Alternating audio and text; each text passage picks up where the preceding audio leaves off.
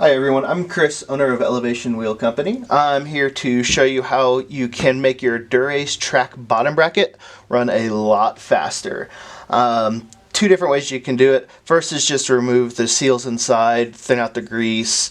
That takes care of probably 90+% of the friction. If you want to go to another step further, we can remove the steel ball bearings and replace them with these ceramic enduro bearings.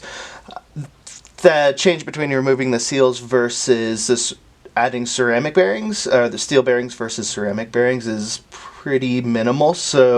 But a lot of you want ceramic bearings, and you can't really buy these bottom brackets as ceramic. So I'll show you how you can make your own. All right, first you need an assortment of picks, and I kind of custom ground my own pick to pick out the bearing retainers. Just filed it thin and kind of put a little hook on it so we can dig those bearing retainers out, which I will show you later. And then you also need a razor blade, some grease, whichever you prefer. Obviously you're going to want something a little faster running. Tri-Flow helps to thin the grease out a little bit, and some paper towels. But simple process in theory. In practice it can be kind of touchy, just very finesse heavy.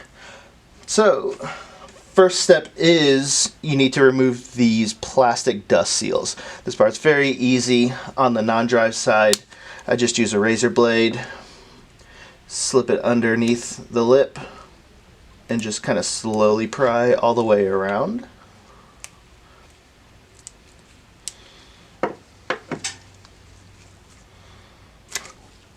And then they just slide off. This inner one, you need to take one of your picks. I like the 90-degree pick, and actually dig it into the seal. And then you just kind of wedge it against the side of the bottom bracket shell and slowly work it out, spinning the bottom bracket so you can do one side or a little bit at a time. And then set this one aside. So that's first step. Second step is take a different pick, and there are some very small, I'll wipe this off so you can see it.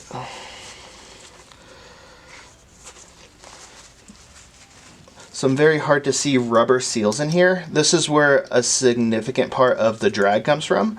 They're great when it comes to letting the bearings last a long time, but for a track race bottom bracket where there's no dirt, no grit, and you really only need it to be good for an hour total riding, definitely remove these. It'll speed your bottom bracket up significantly. So take your pick, dig it in, and then you literally just pry it out. Get rid of these guys.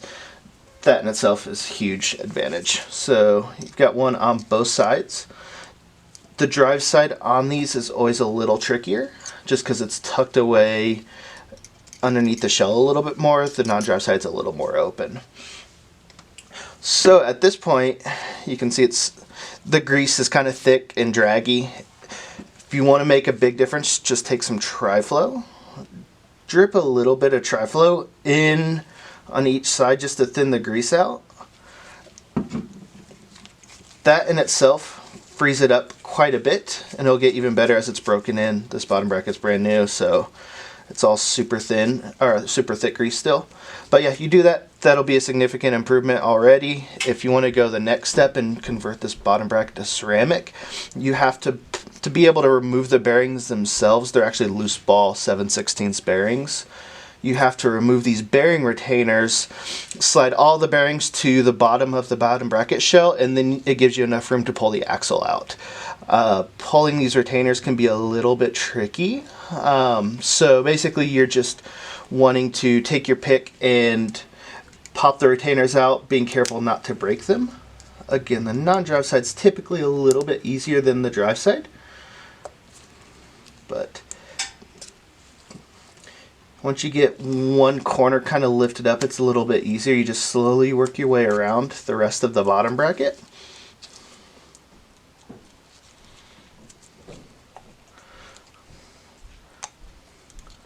This is where you want to be careful not to break it, because you kind of have to stretch it over the spindle itself.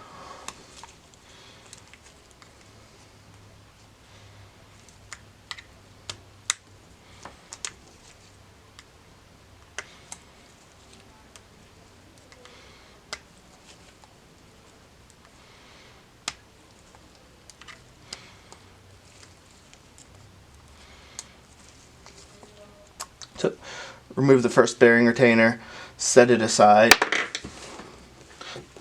throw your pick on the ground. Now you want to remove the drive side bearing retainer. The process is exactly the same. It's just a little bit more tricky because it's not as accessible, because you've got part of the bottom bracket cup kind of hanging over it.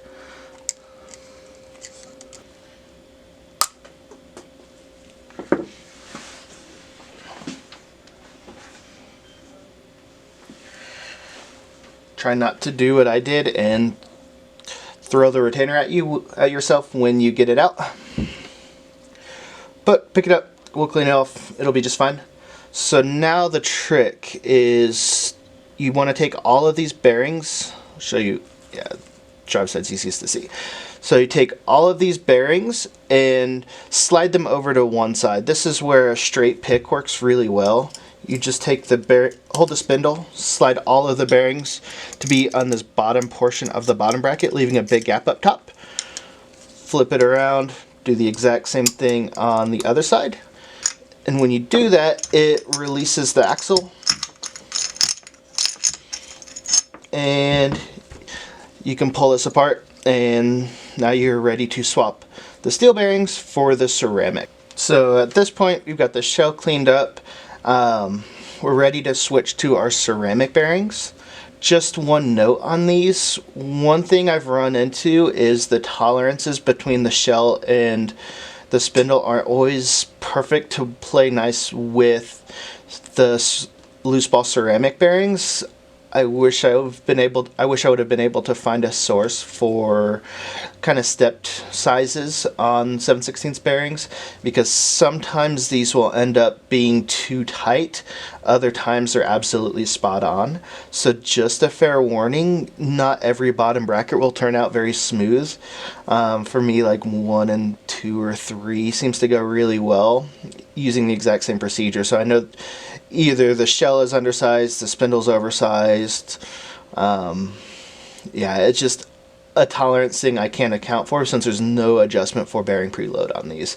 So word of warning, it may come out rougher than you hope, and you may need to go through a couple bottom brackets to be able to get exactly the way you want. But a lot of people have been really curious, so I'll show you how we do it anyways. But 7 bearings per side, so you want to order 14 bearings at least. Always good to have extras because they're easy to lose.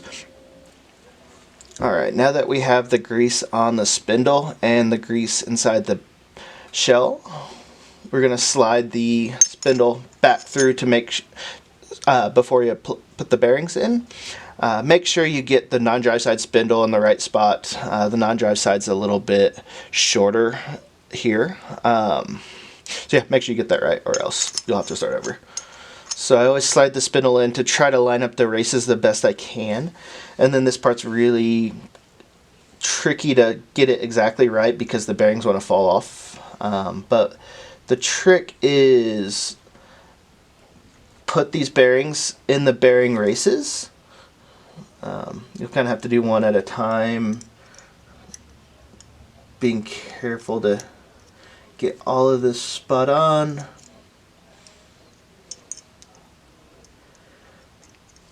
Yeah, I slide one on one side, one on the other, and then slowly work my way around until I've got 7 on this side, and then we're going to turn the bottom bracket around and do the exact same thing.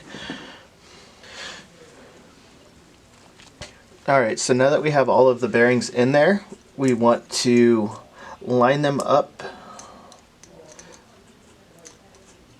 so they are spaced evenly around the axle. That way we can slide our retainer back over it. Just slowly start working them all in place until they're as even as you can get it.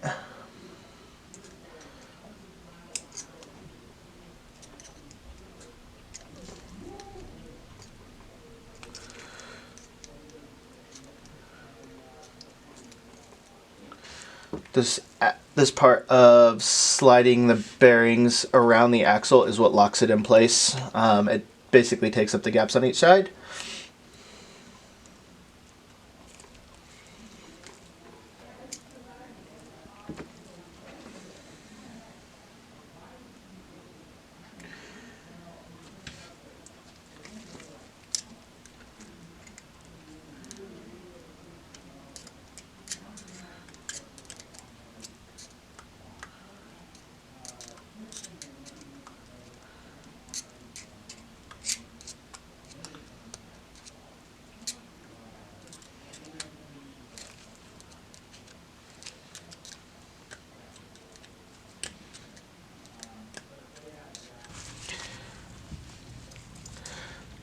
Alright, now that we have our bearing retainers back in, I like to take a tri-float and thin out this grease. I use a thick grease because it helps hold the bearings in place. It makes building the bottom bracket a lot easier.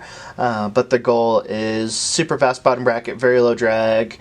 We're not really concerned with durability on these because it's a track race bottom bracket.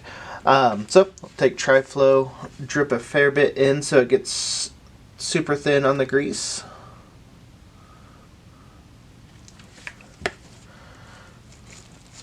Spin the bottom bracket a bit, work it around to the other side.